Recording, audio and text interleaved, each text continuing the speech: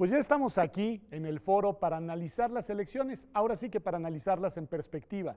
En Observatorio no quisimos dedicar el programa de la semana anterior, inmediatamente posterior a la jornada electoral, para analizar la elección, porque queríamos tener un poco de tiempo. No ha pasado mucho, pero creo que es suficiente para hacer un balance de lo que sucedió. Y lo primero que te preguntaría a ti, Javier, es tu opinión sobre el árbitro. Vamos a empezarle por ahí. El papel del INE y bueno, pues todo lo que hubo alrededor y al final los resultados que nos entrega. Ok, mira, yo creo que el árbitro, el INE, como siempre, hizo lo mejor que pudo, dadas las exigencias de la ley, ¿no? Creo que yo lo pondría así, yo critiqué mucho el modelo del INE desde que se propuso y creo que el modelo, digo, hay buenas cosas en el nuevo modelo electoral, pero complicó cosas que funcionaban muy bien, ¿no? Entonces, por ejemplo, el que en esta elección hayamos tenido preocupación de ¿se podrán instalar las casillas? ¿Llegarán los funcionarios? ¿Se harán bolas con los paquetes electorales? O sea, cosas que el IFE tenía, era lo que mejor le funcionaba, ¿no? La logística de mover boletas, hacer cómputos, hacer recuentos. Eso fue complicado. Digo, ahora, una de las principales amenazas era externa, ¿no? El asunto de la seguridad, que no le tocaba al INE. Ahora, en general, el INE, esa parte que hizo, digo, hubo complicaciones en la organización electoral. ¿Y cuál es su flanco débil? Bueno, el flanco débil es el mismo de siempre, el asunto del dinero, si es un sancionador eficaz o no, ¿no? Si tenemos nuevo modelo de fiscalización, nuevo sala especializada del tribunal. El asunto del verde lo dejó ver mal, pero la verdad es que tampoco hay soluciones sencillas para ese asunto. Ahora, yo creo que pasada la elección podemos respirar como tranquilos. Miren, se esperaba lo peor, ¿no? Incluso la prensa internacional tenía miedo de si todo el país era Oaxaca o Guerrero. Y creo que fue una jornada electoral tranquila, a lo mejor estoy minimizando el número de incidentes, pero creo que la jornada electoral fluyó bien, los resultados,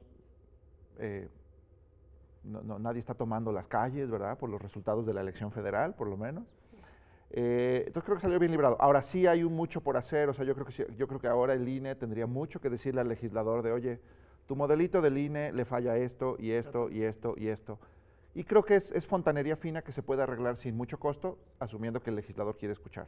Que a mí me gustaría pensar, y así me gustaría incluso que se fraseara, es idea mía y no tiene nadie por qué comprarla, pero que lo que hacen falta son ajustes a la legislación, pero no de nuevo una gran reforma electoral, ¿no? Yo creo que, no sé, y eso es lo que te preguntaría a ti, Flavia, ya platicábamos del árbitro, bueno, el modelito en su conjunto, un modelo muy complejo, muy discutido, seguramente que requiere ajustes, pero ¿crees que con estas reglas, procedimientos y actores podríamos avanzar más o menos tranquilos hacia 2018?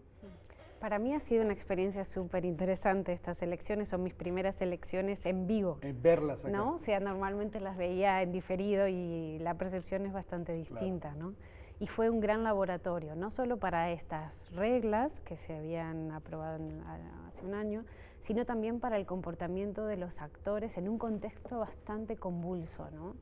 Y creo que la principal que me gustaría dejar sentado es esta idea de que la gente pudo votar, se contaron los votos de manera ciudadana y con funcionarios, pero digamos, se contaron los votos y hubo resultados, independientemente de, por supuesto, muchas irregularidades que habría que revisar, o un gran número de irregularidades que habría que revisar, pero si te recuerdas hace 2 semanas, el nivel de estrés que tuvo la ciudadanía, los actores, el árbitro, los políticos, que daba una imagen, una impresión de que no iba a haber elecciones. Entonces, creo que la primera lección que deberíamos aprender todos de esta elección es que este gran laboratorio que fue poner en marcha unas nuevas reglas, con nuevos incentivos, con nuevos recursos, con nuevas estrategias, con nuevas ideas, lo cumplimos muy bien.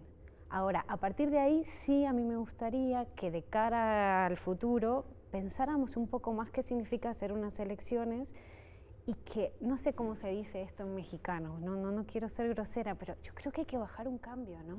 No sé si se entiende esto. No, sí, yo también lo son creo. unas elecciones, ¿Cómo? ¿no? Pero es que, Bajarle 2 rayitas. A ver, bajarle 2 rayitas. Es cierto, ¿no? A ver, pasa un poco en todos los países de la región más o menos. Ahora veía que en estos días incluso en Argentina traen ahí algunas elecciones competidísimas en la provincia de Santa Fe. Es decir, las elecciones son eventos que generan y concitan, digamos, mucha energía social. Pero quizá los mexicanos nos pasamos de pasión electoral. ¿Tú qué dirías de eso, Javier? Pues yo diría, lo pondría en dos niveles. Yo creo que a los ciudadanos, a los votantes, de hecho, les gustan las elecciones, les gusta el asunto de ir a la urna y votar en contra de alguien. Creo que tenemos algo de evidencia de ello. Yo sé que en otros países cuando decimos 47% de participación electoral en una elección intermedia, a lo mejor en Europa suena como de, qué flojos son los mexicanos.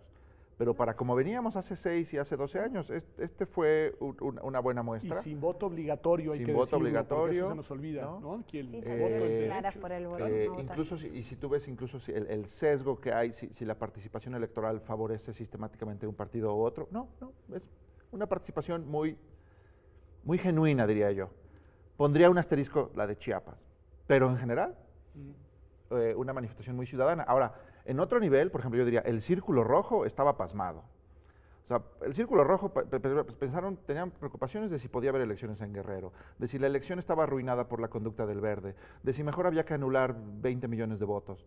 Discusiones medio entre filosóficas y alarmistas que al final los ciudadanos acallaron tachando cuadritos en boletas. Dar cobertura el día de la jornada electoral a la elección, a mí me tocó hacerlo aquí en TV UNAM, era verdaderamente una labor titánica porque no había nada que informar. Es decir, la elección iba fluyendo de manera adecuada a lo largo del día y así fue hacia el final. Quizá, Flavia, y esto pues igual como observadora desde dentro, pero con una cierta mirada externa, las elecciones locales ayudaron a darle también algo de sabor a la elección del pasado 7 de junio. Es decir, no solo la elección federal para la renovación de la Cámara de Diputados, que tuvo y tiene mucha relevancia, pero lo que pasó en los estados quizá fue lo que le dio más juego y lo que pasó en el Distrito Federal. Yo creo, estábamos hablando antes con Javier, creo que una de las características de esta elección es que ya no se puede mirar el sistema de partidos mexicano como ninguno desde una visión nacional, ¿no?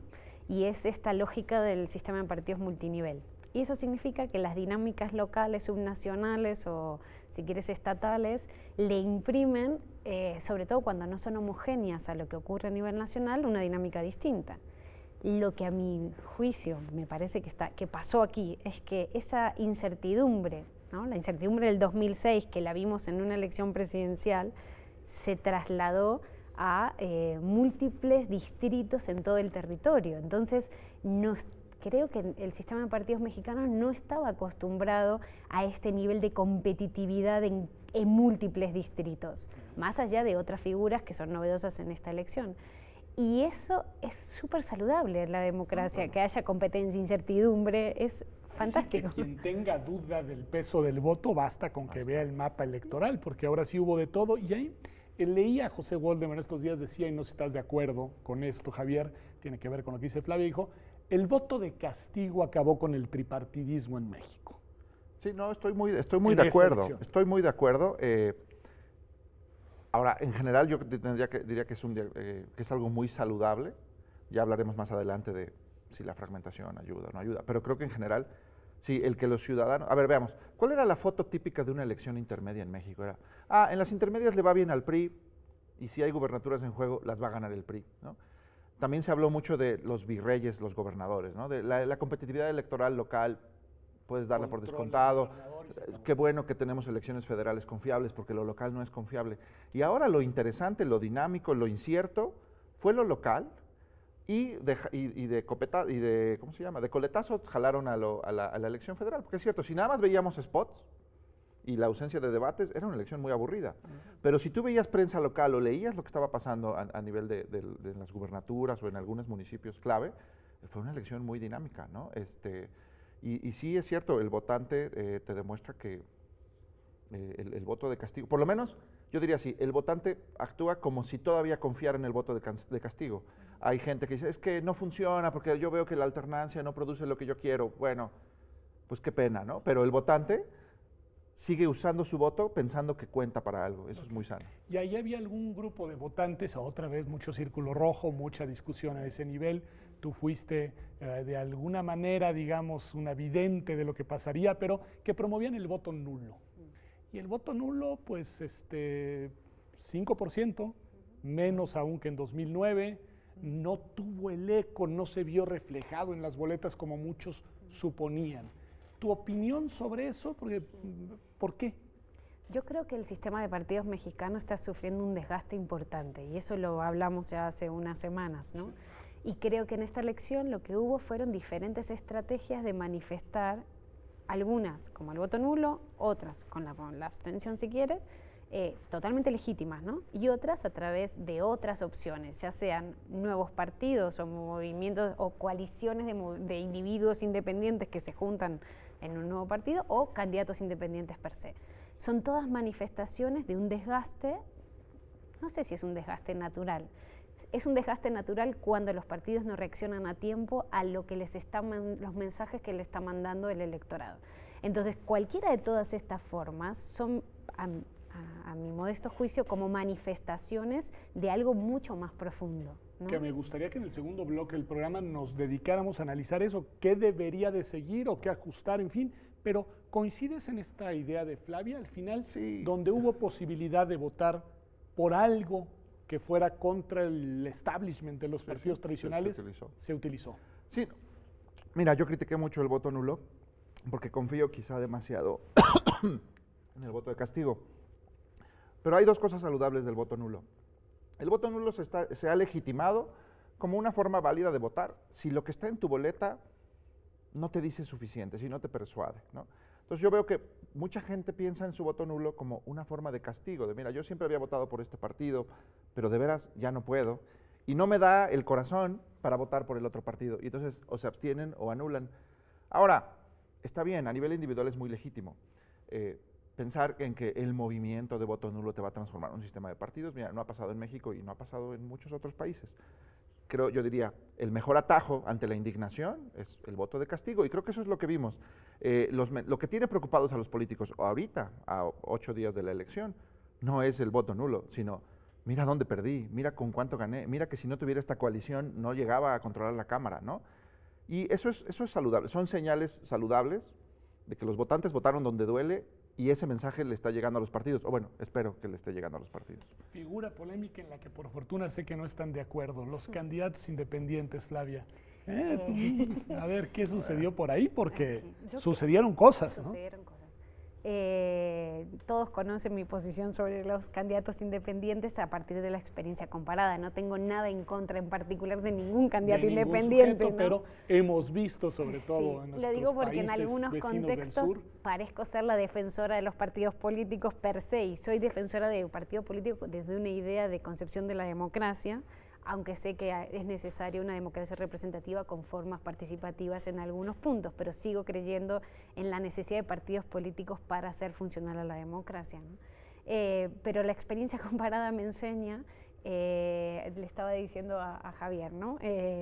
Hay países donde hay 180 movimientos independientes o candidatos independientes que presentan candidaturas solo en 180 distritos. Entonces, en un extremo muy extremo, pero que ocurre, lo que te puede pasar es que la función que cumplen los partidos, que es de articular, de coordinar estratégicamente políticas, programas y demás, se dificulta cuando tú tienes candidatos independientes. Ese por un lado es un argumento. Mi segundo argumento es que yo tengo la sensación de que se cree que los candidatos independientes vienen del planeta de Los Ángeles y todos los demás, políticos y no políticos, venimos de un planeta que se llama corruptón. Entonces, me es muy difícil este análisis, o sea, me parece que hay como un sesgo de nacimiento, ¿no? de pulcritud, que en realidad no lo creo, porque tantos candidatos independientes como partidos son producto de la sociedad que les elige. Y mi tercer argumento, bien, el tercero, y ya, es que, situación muy extrema, imagínate un presidente, candidato independiente, sin apoyo en el legislativo, es un problema de gobernabilidad muy fuerte. ¿sí? Fujimori, Sí, por ejemplo. A ver, Javier, ¿a ti te gustan? A mí yo soy fan de varias cosas, como la reelección, pero también me gusta mucho la candidatura independiente, a lo mejor por el sesgo de casa, ¿no? Viviendo en México con este sistema de partidos tan, no sé cómo llamarlo, pero tan anquilosado. Somos una democracia joven con un sistema de partidos anquilosado, no sé bien cómo pudo ocurrir eso, pero creo que así estamos. Y la candidatura independiente me gusta por varias razones. Una, porque yo soy firme creyente en que los derechos políticos hay que maximizarlos, ¿no? Y el derecho del ciudadano, del exmilitante, del precandidato ninguneado por la cúpula, creo que es válido que tengan esa vía. Entonces me gusta que exista la vía. Me gusta por lo que, por la principal razón por la que me gusta es por lo que le hacen los candidatos independientes a los partidos. Yo lo veo como un mecanismo de control, pongámoslo así. Si los partidos políticos hacen mínimamente bien una de sus funciones clave, que es escoger buenos candidatos, no tendría por qué haber un candidato independiente relevante, serían testimoniales. Ahora, si los partidos políticos no son capaces de identificar un buen cuadro dentro de sus partidos o un liderazgo local en sus demarcaciones, está la vía de candidato independiente y merecería ganar. Entonces yo lo pondría así, ante la amenaza de los independientes muy visible ahora con los resultados que tuvimos, que tampoco es tanto, es un gobernador, un diputado federal, un diputado local y 2 o 3 alcaldes. Pero con eso, los partidos políticos, si saben leer, el mensaje es, si yo no hago bien mi chamba, estoy hablando de democratización al interior de los partidos, mejores procesos de selección de candidatos, si yo hago bien mi chamba, controlo el problema. Ahora, de las preocupaciones de Flavia yo creo que son muy ciertas, y creo que las preocupaciones de Flavia son, ¿qué pasa si muchos candidatos independientes ganan? Se fragmenta. O si llegan a la presidencia o a una gobernatura. Claro, ahí yo veo un problema de gobernabilidad. Pero si yo me quedo en la cancha de, mira, los candidatos independientes ayudan, son la cuña que hace que los partidos no hagan tonterías al escoger candidatos. Esa me fascina. 30 segundos. A mí me fascina que queden en la cancha. Si solo quedan en la cancha y generan reacciones internas para mejorar a los partidos, el problema es que ganan elecciones. Está bien.